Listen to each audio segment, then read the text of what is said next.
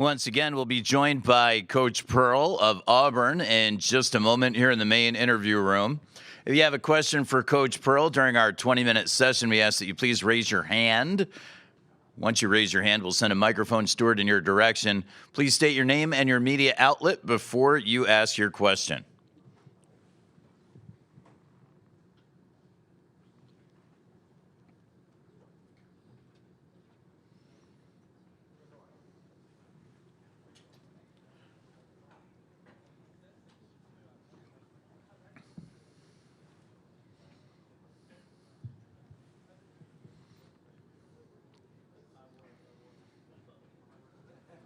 I can get you a better seat than that.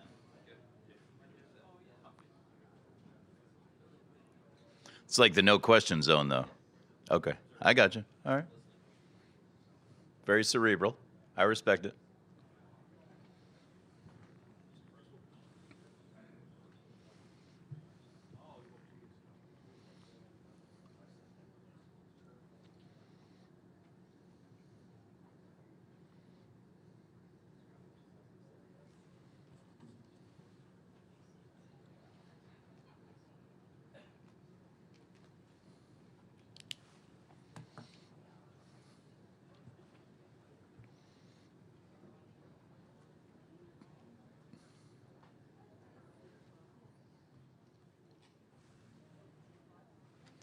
Coach Pearl has arrived.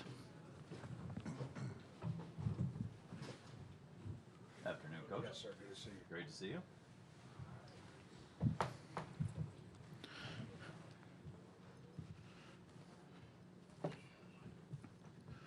We'd like to officially welcome Coach Pearl to the Final Four and to the main interview room. We'll ask Coach to open things up with a statement, then we'll take some questions. Coach. Thank you. We're excited about being back at the Final Four. You don't know that you're ever going to get there once in your career, so you feel incredibly blessed and grateful to have a second opportunity. Proud of our team for playing probably the most ambitious non-conference schedule we've ever played, and then have to go through the grind of playing in what was the best conference in college men's basketball in the history of the NCAA. And to be able to come out of that as a regular season champion was quite an accomplishment. The question then was, is there any more step up in your game? Because that's what you have to do in March. And I thought that through the Creighton, Michigan State games, we demonstrated that we had more in the tank. Coach, we'll open things up on the right side of the room, just to the left of the aisle. We're going to hand that microphone. Adam Cole, Montgomery Advertiser. Bruce, I wanted to ask you about Chad Baker-Mazara and Corey Williams. I know they're close, but I just wanted to ask you, how would you describe their relationship, and just how valuable has it been for not only them but for the program? Well, there's a lot of aspects to coaching, and part of it is ministerial. And Coach Dye said, you could coach him as hard as you love him. Coach Dye coached him hard. Corey approaches it a little differently. He really builds relationships. He does it through faith. Time is a love language, and Corey spends time with Chad and has gotten to know him really well, and is able to help him navigate through different challenges. And when you are able to build trust in a relationship between a coach and a player, you can get through difficult things, and there's nobody that you'd rather celebrate success with than somebody that sort of helped you get through that stuff. Coach, our next question on the left side of the room, toward the back. Sorry. Hey, Bruce. Chris Harry from FloridaGators.com. 4 years ago, what was your knowledge, or your staff's knowledge of, if any, of Janai Broome and Walter Clayton Jr. as high school prospects? They were basically 20 miles apart, unrecruited by high majors in the state and in the region. And what would you attribute their unique paths to getting to first-team All-American status and now being here in the Final Four in their unique way? Yeah. Obviously, great players, and arguably the best players in the country at their position. It's hard to recognize a more complete point guard than Walter Clayton Jr. Look, he's been the best guard on the floor almost every single night. He was when we played him in Neville Arena. Now, Denver Jones and Miles Kelly and Todd Pettiford, Chad Baker-Mazara have an opportunity again to change that, but that's going to take some real doing. You know, I remember when they were both coming out, obviously, because both Florida and Auburn were tried to recruit both of them. And I remembered Walter really wanting to either, as I recall, he was going to stay in New York and maybe go to St. John's or maybe do something along those lines, or go back home. Like I remember that being a factor for him. So we had very little chance. With Janai, we had two advantages. One, we had played Morehead State earlier that year, and so Janai got a chance to play against Jabari Smith and Walker Kessler and watch what kind of phenomenal year they had. And by playing in Neville Arena, he saw the jungle and he saw the incredible home court advantage that we had. And then, of course, when both of those guys went and drafted in the first round, Janai knew the opportunity was wide open at Auburn. Florida was bringing back one of their good big kids. And who's that? Yeah, Castleton. And our cupboard was bare. So he knew that he could come in and we have taken full advantage of the big fella over the last 3 years. Arguably the best transfer because of the 3-year impact he's had, maybe in the history of the portal. Coach, next question, second row center, Adam. Hey, Bruce. Adam Zagoria, good to see you. Good to see you. Tahad seems to have embraced, coming off the bench as a sixth man. Not everybody would embrace that. Can you just kind of talk about, were there any struggles in getting him to embrace that role and just maybe the Jersey City toughness that he brings? Yeah. I suppose some would just sort of expect that to be a problem. Great player, one of our best players, and yet only started one game because of, I think Denver was injured. And not a word. Not a body language, shoulder shrug, roll eye ever from Tahad. Because if he did, his dad would slap it right out of him, Travis. In the sense that, Tahad great respect for the guys like Denver or Chad or Cheney that were in front of him. And they were seniors. And now, he may not feel the same way if he's not in there at the end. And in case you hadn't noticed, he's almost always in there at the end. So I just think it's about being raised right. It's about being raised to sort of have a level of respect and manners for the position of a coach having to make those decisions, and then a player that is not worrying about what he can't control. And so he's been a unbelievable, one of the best freshmen in college basketball this year. I mean, you look at him and Cooper Flagg and maybe a couple of others who's had greater impact on the success of the team than those two guys. So he recognizes he's gotten the notoriety. He also recognizes that he's always been overlooked because he's 5'11", and he'll be overlooked in the Final Four again. But he has the opportunity to prove you that he's pretty special.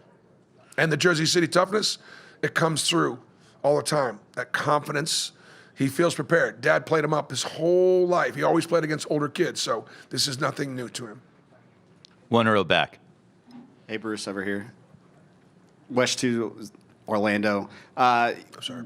I know that you kind of gave Todd Golden his start in college coaching, and he has a special relationship with your son Steven and you as well. What is that relationship like with him and now having to go against him in the Final Four? Well, here's the thing. I didn't give him his start. He actually got his start at Columbia with Coach Smith, who's a huge, huge part of his coaching tree and family and everything like that. But I did give him his first shot at the Power Five. What is significant about it is I'd been out of coaching for 3 years. When I was getting back into coaching, I was putting my staff together, and I brought my son, Steven, and I brought Todd and a couple of other guys that I really trusted.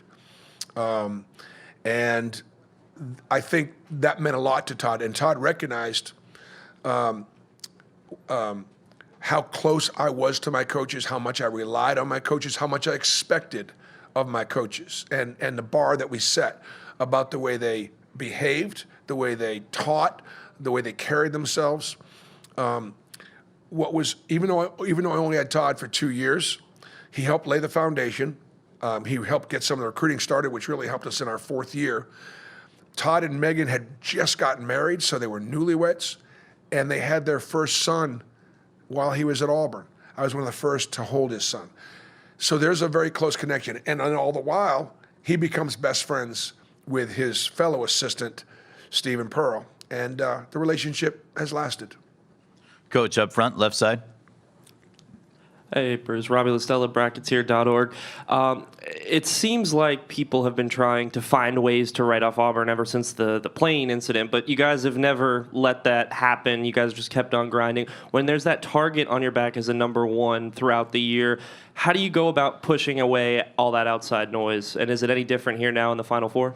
No, what I've tried to do all year long is demonstrate that this is uncharted waters for Auburn men's basketball. We had some great moments in our history, great coaches, Sonny Smith and Cliff Ellis, great players, and Charles Barkley and Chuck Person and several others, but no real sustained great success. And here we are at the Final Four. Like Houston's won national championships. They've got history with Guy Lewis. They've been here before. You know, Duke's, that story's been over and over again, right? And Billy Donovan took Florida here, won a couple national championships, so Florida's got more history. We come in as the overall number 1, but we're probably considered the 4th best team here right now. So there is nothing new, and I prefer the underdog role rather than having to prove that we're as good as we say we are. So we're going to take that underdog role into the Final Four and see if we can capitalize on it. On the right side, Aaron. Hey, Bruce. Aaron Beard with the AP. Obviously, this is 2 Final Fours in short order for you in a short span. There's been a lot of discussion about revenue sharing, especially in a time when football is commanding the spotlight with media deals and money and everything else. I'm curious kind of how you view the way basketball fits at Auburn in the new landscape in terms of resources and all these things, because here you are and, you've built an elite program. I think every day the rules change. And I think that could be the case every day leading up to the next several days. So I couldn't answer the question because I don't know exactly what revenue sharing is going to look like. I don't know. We don't know if the case is going to be settled. I'm just glad that the student athletes are finally able to be compensated. And the market has demonstrated that they've been worth a lot more than what they've been compensated in the past. But we do need some guidelines, absolutely. Because if we want to have a true national champion, then when the ball gets tossed up, we've all got to be playing with the same resources and the same rules, generally speaking. That's what they do in every other professional sport. So I really don't know, what that's going to look like. I'm sure in the SEC, we're going to be committed to being excellent in everything across the board, men, women, all sports. I don't see the SEC or Greg Sankey creating a revenue share where we can't maintain the level of competitiveness that we enjoy right now. Coach up front, left of the aisle. All right, Bruce Philip Marshall, Auburn 247 Sports. This is kind of there's a division in this tournament. There's 2 old guys and 2 young guys. You and Kevin have been through adversity and all these things in your career. How much difference does that make? And is this kind of a trend of younger assistant or younger head coaches? I'm sorry. The only way I look at it is Kelvin and I have fewer chances to get where we are right now, whereas John Shire and Todd Golden will be back here many more times. So Kelvin and I better take advantage of it this time, because we're clearly on the back 9. I'm not on the 18th hole yet, but we're getting closer. And so, Todd and John don't give up anything in experience. They just give up a little bit, and they don't have as much gray hair, and they may not have been beat down as much as Kelvin and I have been over the years. Couple of rows back, Justin.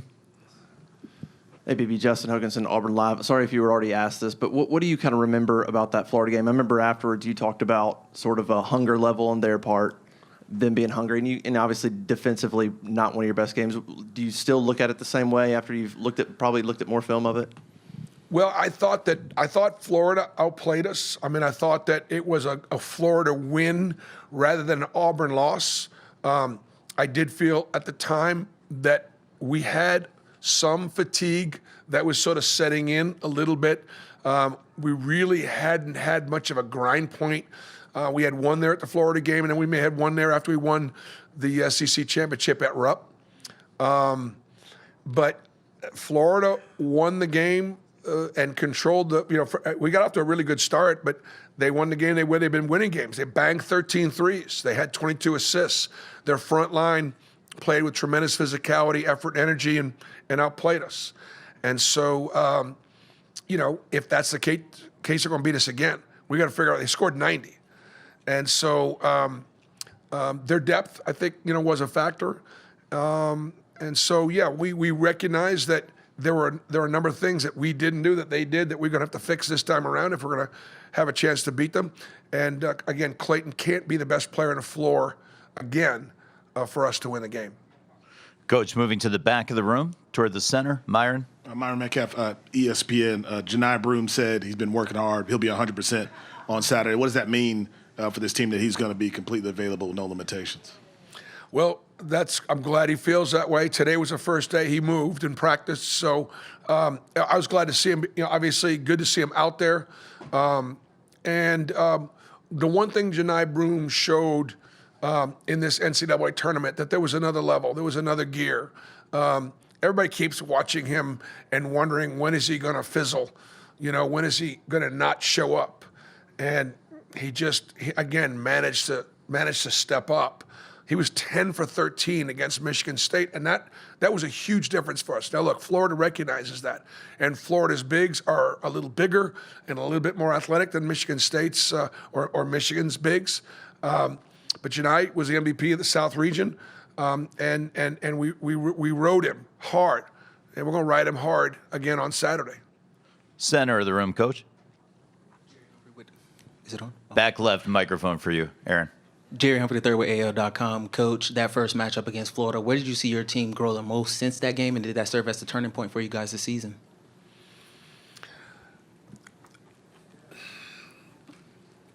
I think when you go through the grind of the SEC, that it's really hard to have it every night. And I think Florida had it that night. I do. I played great. Now look, and we maybe didn't. I have been saying since prior to the Florida game that I think Florida's playing the best basketball of anybody in the country. I've said it publicly a dozen times. Now, is that a slap in the face to Duke or to Houston or to my Auburn team? No, it's not. That's how I have felt. Does that mean we can't beat them? Of course not. But Florida, I felt that way going into the game. And then in the game, they showed us that. They were better than us, and we were the number one team in the country. So I don't know that we've improved that much.